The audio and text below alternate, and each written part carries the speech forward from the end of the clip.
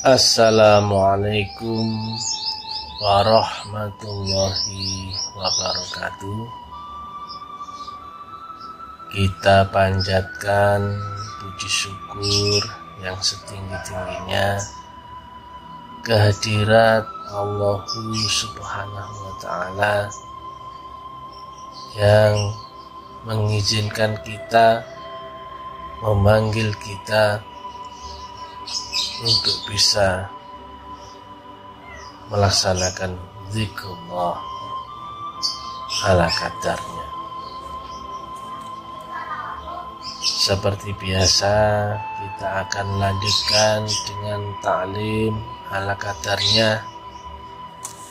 Mudah-mudahan yang kita kerjakan ini semata-mata kita niatkan menjolok ridhonya, Rahman Rahimnya, dan mudah-mudahan kita diberi kelapangan hati untuk menerima curahan ilmu yang turun dari sisi Allah Ta'ala. Dikarenakan pentingnya tentang menjolok atau adaptasi dengan alam ketuhanan ini, maka kita akan coba lanjutkan, kita urai lagi.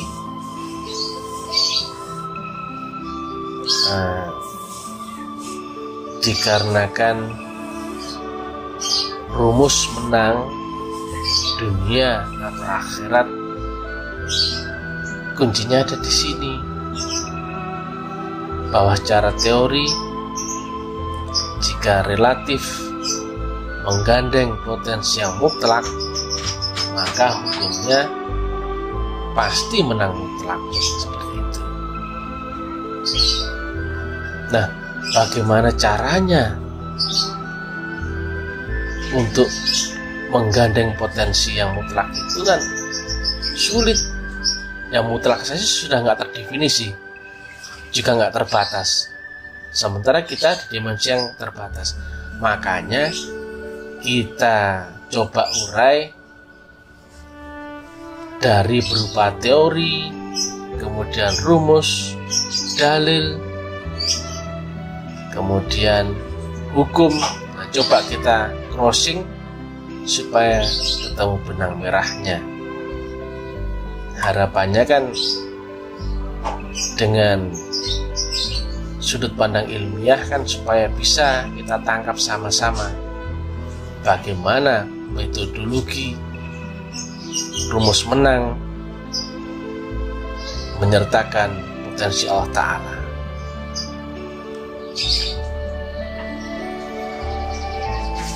Di dalam sebuah sistem seperti biasa, pasti akan ada dua kutub yang saling mempengaruhi. Contohnya ada positif, ada negatif, ada siang, ada malam, ada dunia, ada akhirat, ada jasmani, ada rohani. Yang itu adalah awal kerangka berpikir kita, bahwa memang secara fisikanya, ilmiahnya memang seperti itu. Tidak akan ada sistem kalau tidak ada dua kutub yang saling mempengaruhi. Nah, di dalam diri manusia ada dimensi jasmani dan ada dimensi rohani. Yang itu mesti kita eksplor. Dimensi jasmani itu ada di alam syariat. Tapi jika hanya mengandalkan syariat saja, nggak akan bisa ketemu sistem, nggak akan hidup. Begitu pula kalau orang hanya mengandalkan jasmaninya, juga nggak akan hidup, nggak ketemu sistem. Karena kita pun ada di dua dimensi, yaitu dimensi jasmani dan dimensi rohani. Maka mesti menggunakan eksplorasi sistem keduanya, yaitu sistem jasmaninya dan juga sistem rohani. Ini coba kita bayangkan kita sedang belajar ilmu eksakta yang ilmiah. Jadi sementara dogma-dogma kita letakkan dulu supaya kita nggak bingung, loh, agama kok kayak pelajaran fisika, kok kayak pelajaran matematika. Tapi nyatanya kan al-aslamu ilmiun, artinya bisa dipertanggungjawabkan secara nalar, logika, dan juga hukum eksakta, dan juga amaliun. Itu artinya bisa dibuktikan, bisa dipraktekkan, tidak cuma wacana, tidak cuma cerita. Kita kembali lagi, jika hukum jasmani itu kita analogikan dengan hukum syariat, maka hukum rohani, yaitu sisi lain dari kita yang jasmani atau yang badan kasar, itu adalah sisi rohani, yang itu kita analogikan dengan hukum hakikat. Maka kita mesti menggunakan dua kutub itu. Tak mungkin kita sampai ke alam ma'rifat jika tidak melewati dua rumus itu, dua kutub itu. Di kesempatan sebelumnya telah kita urai, jika misalkan hukum syariat itu kita analogikan dengan sumbu X, maka hukum hakikat kita analogikan dengan sumbu Y atau sumbu vertikal. Baru ketemu gaya baru, yaitu sumbu R atau resultantenya. Kalau dalam bahasa fisika, jika dua gaya ketemu atau saling ketemu, maka akan membentuk satu gaya baru. Itu kan juga ada di teori nuklir, hubungan antara inti atom. Di situ ada neutron, ada proton yang dikelilingi oleh elektron. Itu hukum hidup dia. Nah, untuk nuklir kita akan sambung di kesempatan lain. Tapi yang saat ini kita cari rumusan yang sederhana saja, supaya kita semua bisa praktek dan membuktikan itu semua. Ketika seorang telah berada di dalam lingkaran sistem ketuhanan, yang itu item-itemnya adalah kita wirid sendiri, kemudian wirid berjamaah, kemudian bla bla bla bla bla bla. Nah, ketika kita melakukan jolokan ketuhanan, karena kita bahasakan jolokan karena apa? Dua dimensi ini nggak ketemu, antara dimensi Tuhan dan dimensi manusia nggak ketemu. Dimensi Tuhan mutlak, dimensi manusia relatif, maka mesti dicolok. Apa-apa yang turun dari sisi Allah Ta'ala itu mesti dicolok, karena nggak mungkin turun, karena tidak terdefinisi dan juga tidak terbatas. Itu masalahnya. Jadi dibayangkan saja nggak bisa. Nah, variabel-variabel yang dari sisi Allah yang familiar dengan kita kan diantaranya ridho, rahmat, barokah, karunia, syafaat, rizki, petunjuk atau hidayah dan sebagainya. Yang itu mesti turunnya prosesnya top down, bukan bottom up. Tetapi yang dari Tuhan itu nggak akan turun kalau tidak dicolok. Berarti Allah memberikan ruang kepada si relatif untuk membuat jolokannya. Tetapi turunnya karunia yang semua dari si Allah itu murni mau-maunya Allah. Jadi bukan karena kita yang pandai menjolok, bukan, atau karena kita yang alim, bukan, atau karena sholat syahadat, zakat, puasa, haji kita itu, bukan. Coba dicek di hadisnya atau Qur'annya, adalah semata-mata karena ridha Allah. Jadi bukan karena sholatmu, ibadahmu dan sebagainya, itu bukan toh.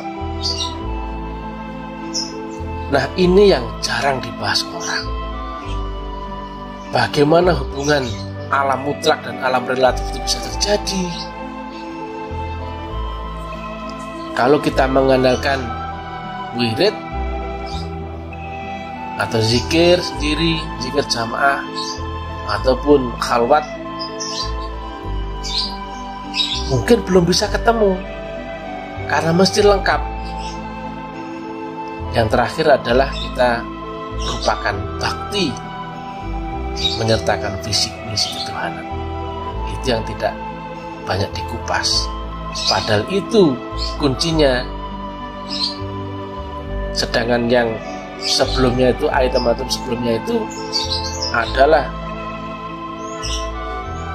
lingkaran sistem yang sifatnya starting up, padahal kuantumnya itu ada di menjolok atau bakti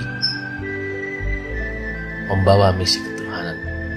Jadi ada starting up-nya dan ada kuantumnya, melompat, karena dari dimensi relatif naik melompat untuk menjolok ke alam ketuhanan. Itu ada rumusnya. Nah, karena benang merahnya agama itu ya ilmiah, maka paling enak kalau kita membahas agama itu dari sisi eksakta atau keilmiahan. Karena dalil agama Quran hadis ya itu, dari dulu ya itu. Sedangkan logika eksakta itu berkembang. Maka agama bisa dipertanggungjawabkan oleh ilmu pengetahuan, dan juga ilmu pengetahuan juga bisa ditunjang dengan dalil agama, seperti rumus segitiga sama kaki, yang titik tertingginya adalah pengenalan akan Allah itu. Nah, kembali lagi, mesti mutlak menyertakan dua sudut, dua tembakan jolokan, yaitu jolokan syariat dan jolokan hakikat. Jolokan syariat ini adalah berjuang sungguh-sungguh, maju terus-menerus tanpa takut, tidak ragu, kemudian berani dengan resiko, mati-matian. Itu yang kata Nabi, di dunia ini adaptasinya adalah dengan berjuang mati-matian seolah-olah kita hidup selama-lamanya. Sedangkan tembakan yang kedua adalah dari sisi hakikat, yaitu menggandeng starting up tadi, mesti lewat itu. Yang konkretnya adalah di dalam lingkaran sistem ketuhanan. Kemudian menyertakan visi misinya, kemudian adaptasinya, yang kata Nabi seolah-olah ingat mati, maka merendah mohon ampun, tiada daya dan kuasa, seolah-olah setelah ini kita akan mati. Itu adaptasinya. Itu kan sulit prakteknya. Bagaimana dua gaya itu ketemu, gaya syariat dan gaya hakikat, gaya berjuang mati-matian dan gaya di dalam kalbunya merendah serendah-rendahnya seperti kita mau mati. Sulit. Tapi itu jika dikerjakan, maka akan membentuk gaya baru. Yang ketemu sumbu X dan sumbu Y, maka ketemulah sumbu R atau resultante. Maka akan terjadi kuantum lompatan yang berupa ma'rifatullah, yaitu ketemunya gaya syariat dan hakikat, maka ketemulah reaksi Allah berupa alam ma'rifatullah. Jadi nggak mungkin orang berbicara makrifat tanpa lewat dua hukum itu, impossible. Yang ada ya makrifat-makrifatan. Karena apa? Secara logika eksaktanya sudah nggak ketemu. Nggak mungkin orang mengenal Allah hanya lewat syariat, itu nggak mungkin. Atau pula nggak mungkin orang mengenal Allah hanya lewat hakikat, itu juga nggak mungkin. Mesti keduanya saling ketemu.